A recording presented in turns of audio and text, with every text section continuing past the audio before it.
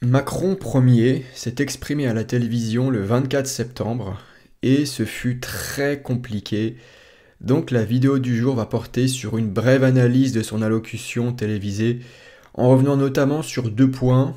On va parler des marges ou des prix qu'il veut comprimer dans certaines industries, dans la grande distribution on va dire, et puis de son chèque essence, je crois 100 euros par voiture et par an, quelque chose comme ça. Bref, on va en parler aujourd'hui parce que évidemment, d'un point de vue économique, analysé sous l'angle libertarien, forcément ça ne va pas du tout. C'est du pur étatisme. Déclaration catastrophique d'Emmanuel Macron, ce type est un pur étatiste, d'où le sourire qui vient se coller à mes lèvres quand j'entends certains médire son néo-libéralisme, qu'il s'agisse de ses plans pour les marges dans la grande distribution ou de ce qu'il veut faire pour l'essence, c'est juste la poursuite de sa politique d'appauvrissement.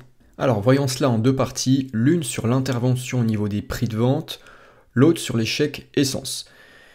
Petit 1, comment l'État détruit les producteurs. Donc là en l'occurrence, comme d'habitude c'est un peu une vidéo prétexte, il parlait notamment en fait des grands industriels qui profitaient soi-disant de je ne sais quoi, comme s'il fallait renvoyer la faute sur les producteurs de richesse. Là, ce que je vais dire est plus large. On parle de tous les producteurs dans leur ensemble. Je ne suis pas centré spécifiquement sur les gros industriels, surtout que eux sont bien souvent en collusion en fait avec l'État. Ils sont en affaires, ils sont voilà, ils sont un peu main dans la main. Donc c'est plus un propos général qui va notamment en fait concerner même plutôt ceux qui souffrent réellement en premier lieu de ces mesures parce qu'ils ne sont pas en collusion avec l'État. Donc là, mon propos se centre quand même beaucoup plus sur les producteurs honnêtes, ceux qui subissent pour de vrai, qui subissent le réel économique, plus que sur les gros industriels qui en réalité, même si ils vont prendre des pertes et qui vont aussi se manger certaines mesures, sont toujours en affaires, en collusion et peuvent s'arranger avec le pouvoir. Alors, de manière donc générale, l'intervention de l'État sur les prix ou les marges favorise les pénuries en mettant les producteurs dans des situations intenables. Le premier élément, c'est que les prix servent de signaux. Ils transmettent des informations sur l'offre et la demande. Par exemple, si un produit est en demande et en quantité limitée, son prix va augmenter, ce qui incite les producteurs à produire davantage et les consommateurs à en consommer moins. Pardon pour les répétitions, producteurs produire et consommateurs consommer. Donc là c'est tout bête, quand vous truquez les prix, tout simplement, quand vous les bloquez, par exemple, vu que c'est plutôt au programme, vous perturbez tout simplement le signal et on est dans une artificialisation des prix, on n'est plus vraiment sur les bons prix et donc ça a des conséquences économiques. Donc j'y viens, si l'État intervient pour fixer des prix maximum, plafonnement des prix en dessous du niveau du marché, c'est bien des plafonds, c'est-à-dire qu'on ne peut pas dépasser certains prix de vente, donc c'est bien en dessous. Cela peut à la fois entraîner une consommation excessive par rapport à ce qui serait consommé sinon, et cela mettra aussi en danger les producteurs qui seront de moins en moins rentables, car ils seront contraints de produire à un prix artificiellement bas, ce qui conduira à une offre réduite, ce qu'on appelle plus souvent en fait la pénurie. Donc là, ce qui est, je pense, important à comprendre, c'est que les producteurs, en temps normal, sans intervention, auraient vendu plus cher pour conserver leur marge, voire augmenter. Mais non, là, l'État va évidemment les comprimer et vous allez voir que ça entraîne des pertes, des dommages pour absolument tout le monde, pour les producteurs, mais aussi pour les consommateurs.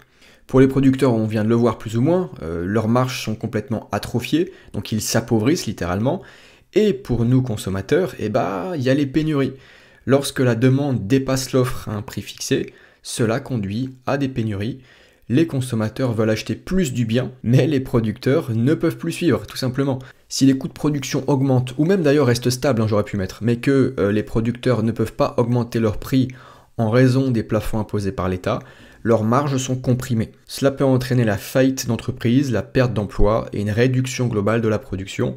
Voilà comment les rayons se vident et comment l'État, loin de protéger les gens, finit par les affamer. Donc vous voyez qu'une seule petite mesure, on se dit « oh c'est pas grave », on fait que plafonner certains prix pour que les gens puissent acheter toujours, c'est quand même une mesure sociale, etc. Non, pas du tout. Vous voyez bien que d'une part, les producteurs de richesse sont comprimés, appauvrissement qui continue pour eux, que cela a des répercussions sur l'emploi, des répercussions sur leur entreprise. ça peut même mener parfois même jusqu'à des faillites en réalité. Et côté consommateur, nous sommes lésés, nous avons de moins en moins d'options de consommation, et même parfois carrément, dans les pays les plus socialisants, vraiment les pays où ça a été très compliqué à ce niveau-là, des rayons qui se sont carrément vidés, hein, et des pénuries sur du long terme même parfois, tellement l'État est incapable d'efficience à ce niveau-là, hein. L'État, par ses interventions, produira toujours des pénuries ou du gaspillage. Donc ça, c'est une première chose. C'était la partie plutôt où il nous parlait des industriels et de l'inflation. Évidemment, dans cette vidéo, vous l'aurez déjà compris, il y aura deux parties et je ne parlerai pas de tout. Je parle des deux choses qui m'ont semblé les plus importantes, on va dire, ou sur lesquelles je peux vraiment développer. Donc la deuxième chose qui m'a semblé intéressante, c'est sur l'essence. Il parlait de chèque essence, et donc il faut aider les plus précaires. Sauf que aider les ménages les plus modestes sur leur plein d'essence en volant les autres, hein, l'argent ne tombe pas du ciel, n'est pas un système de solidarité. Je reviens au principe, hein. C'est au contraire de la pure incivilité, l'impôt est un vol, et je l'explique notamment ici. Je vous encourage à aller sur le carnet lien en description et vous retrouverez cet article et l'article mentionné ici où j'explique que l'impôt est un vol, et j'ai aussi fait une vidéo sur le sujet. Si vous voulez vraiment aider les gens les plus précaires, il y a plusieurs choses à faire, qu'il faudrait faire maintenant tout de suite. Premier élément, faudrait peut-être cesser de les voler en fait. La fiscalité est une expropriation, un pur viol de consentement, et elle appauvrit tout le monde. Si les personnes ayant déjà un faible revenu se font en plus voler, leur situation devient dramatique. S'il y a tant de gens qui se tournent vers les aides, c'est aussi parce qu'ils ne vivent pas ou mal de leur travail. Et une des raisons à ça, je dis pas que c'est la seule, une des raisons à ça, c'est qu'ils sont volés. Les fruits de leur labeur disparaissent, s'évaporent, et le capital grignoté par l'État ne revient jamais. C'est toujours une richesse qui est détruite. Deuxième élément, arrêtez d'augmenter la masse monétaire de façon délirante. Et là, on se tourne aussi forcément vers les banques centrales, hein.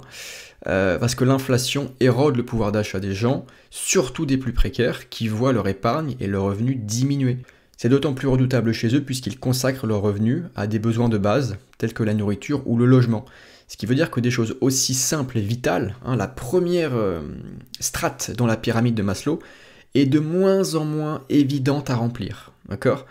C'est terrifiant, évidemment.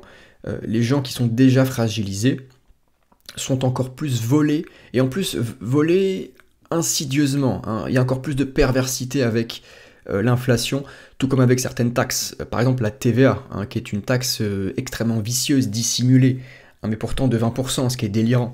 Donc entre l'inflation produite consciemment, hein, ne croyez jamais, surtout jamais, que l'inflation est un hasard, qu'elle tombe du ciel, que c'est pas de chance, que... Non.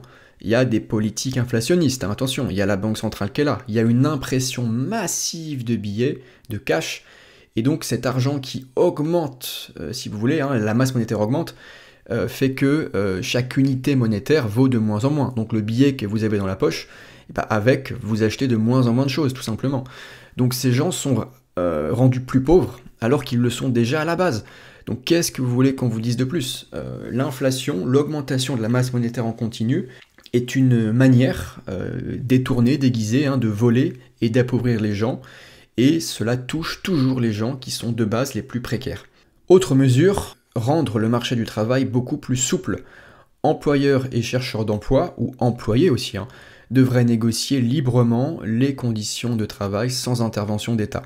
Les réglementations en tout genre entravent l'embauche, une flexibilité accrue peut permettre une meilleure adaptation de l'emploi aux besoins économiques et favoriser la création d'emplois. Donc là, ça me semble peut-être encore plus évident, c'est tout bête, hein, tout simplement. Quand vous avez un code du travail qui fait des milliers de pages, des réglementations, de la fiscalité, en veux-tu, en voilà, tout le monde est lésé, employeurs et employés.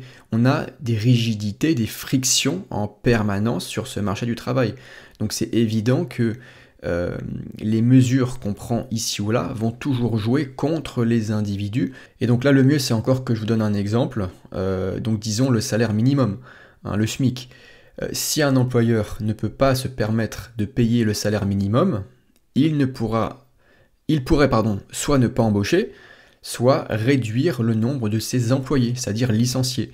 On comprend bien que le salaire minimum est donc créateur de chômage. Donc là, on revient à des limites, à des fixations au niveau du prix. Là, c'est pas un prix, c'est un salaire, mais Vous comprenez, on est encore sur une notion de quota, de limite.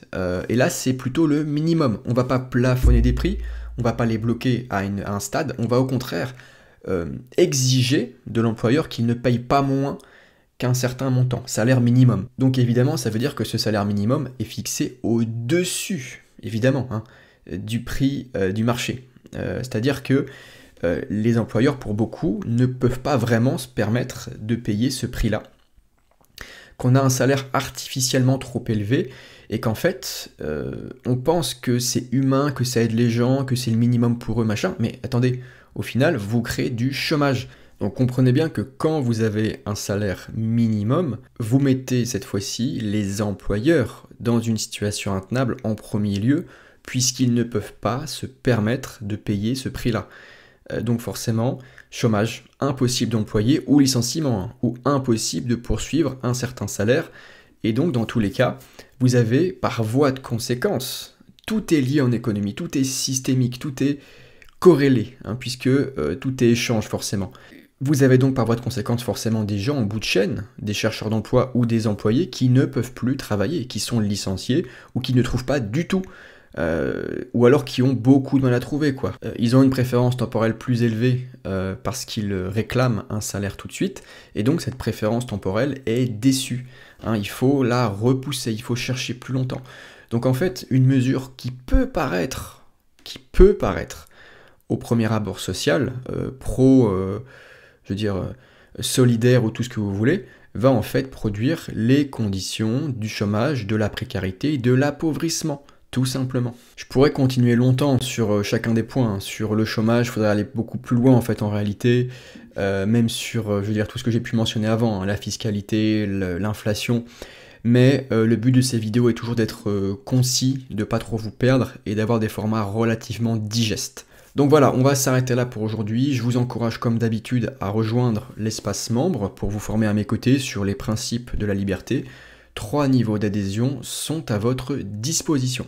Et puis par ailleurs, retrouvez aussi en description, en plus donc de l'académie, le carnet qui est mon blog où je distille tous ces articles quasiment tous les jours ou presque. Donc si vous voulez retrouver tous mes écrits, lien en description. Voilà, on va s'arrêter là pour aujourd'hui sur l'allocution de Macron Ier. Si la vidéo vous a plu, que vous avez appris quelque chose, je vous incite à me laisser un petit pouce vers le haut pour me récompenser. Pensez aussi à vous abonner pour ne pas manquer les prochaines vidéos sur la chaîne Arthur Homines.